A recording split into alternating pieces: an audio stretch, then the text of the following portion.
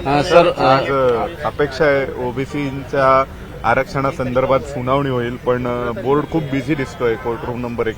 काय वाटतं तुम्हाला, भविष्यातल्या स्थानिक स्वराज्य संस्थांच्या निवडणुकांवर कसे परिणाम होतील? आता सध्या महानगरपालिकेच्या निवडणुका नुकत्याच झाल्या आणि आता जो प्रोग्राम चालू आहे त्या 12 जिल्हा परिषदा, म्हणजे त्याच्यामध्ये मोठ्या जिल्हा परिषदा आहेत, पुणे, सांगली, सातारा, कोल्हापूर आणि 125 पंचायत समितीच्या निवडणुकींचा कार्यक्रम सुरू झालेला आहे. आजच शेवटचा दिवस आहे फॉर्म भरायचा. 5 फेब्रुवारीला या संदर्भात इलेक्शन आहे, तर त्याच्यावर या सुनावणीचा काही परिणाम होणार नाही.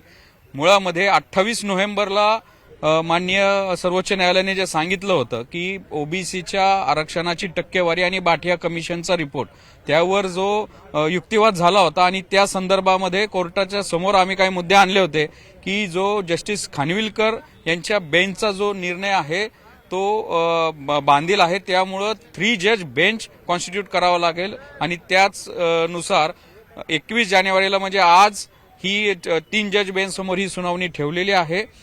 25 नंबरला मॅटर आहे चीफ जस्टिस सूर्यकांत आदरणीय, जस्टिस बागची आणि जस्टिस विपुल पांचोली यांच्या खंडपीठासमोर ही सुनावणी होणार आहे. 25 नंबरला मॅटर आहे, पण एकंदरीत आजचा जर बोर्ड पाहिला तर महत्वाचं आरवली पर्वताचं एक महत्वाचं मॅटर ते चालणार आहे. त्यामुळे सिक्वेन्सनुसार असं शक्यता थोडीशी कमी वाटतेय, पण मॅटर लागू पण शकतं. या संदर्भामध्ये आमची भूमिका अशी असणार आहे की जो बाठिया रिपोर्ट आहे आणि त्यांनी ओबीसीचं जे आरक्षण खूप कमी केलेलं आहे, चुकीच्या डाटाच्या आधारे, वोटर लिस्टच्या आधारे त्यांनी जी संख्या ठरवली आहे त्याच्यामुळे ते कमी केलेलं आहे. परंतु पाठीमागच्या तारखेला आम्ही ते 27% पूर्ववत करण्यास आम्ही यशस्वी ठरलो. आता या बाठिया कमिशनच्या रिपोर्टच्या संदर्भामध्ये सुनावणी होईल.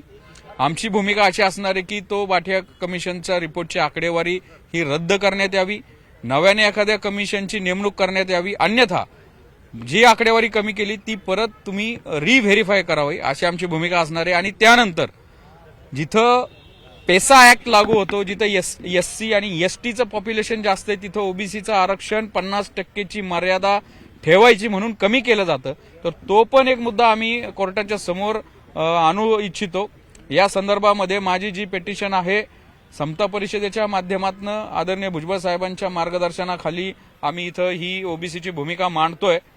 या संदर्भामध्ये आम्ही रिस्पॉन्डंट म्हणजे राज्य सरकार प्रतिवादी आहे, इलेक्शन कमिशन प्रतिवादी आहे आणि तिसरं म्हणजे राज्य मागासवर्ग आयोगाला पण आम्ही प्रतिवादी केलेले आहे. पण त्यांनी अजूनपर्यंत आमच्या याचिकेच्या संदर्भामध्ये त्यांचं म्हणणं मांडलेलं नाही, रिप्लाय फाईल केलेलं नाहीये. तर आज आम्ही कोर्टासमोर हे सांगू की लवकरात लवकर यांना त्यांचा आमच्या याचिकेवरचं म्हणणं सादर करण्यास डायरेक्शन द्यावे.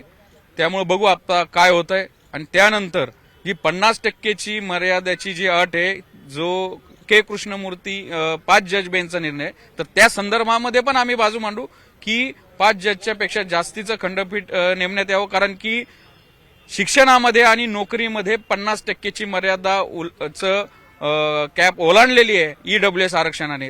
पण जो 243 D6 आणि T6 म्हणजे राजकीय आरक्षणासंदर्भामध्येच 50%ची कॅपमुळे ओबीसीला त्यांच्या लोकसंख्येच्या प्रमाणामध्ये आरक्षण मिळण्यास तांत्रिक अडचण येते. तर त्यामुळं त्या संदर्भामध्ये पण आम्ही माननीय कोर्टासमोर आमचं म्हणणं मांडू.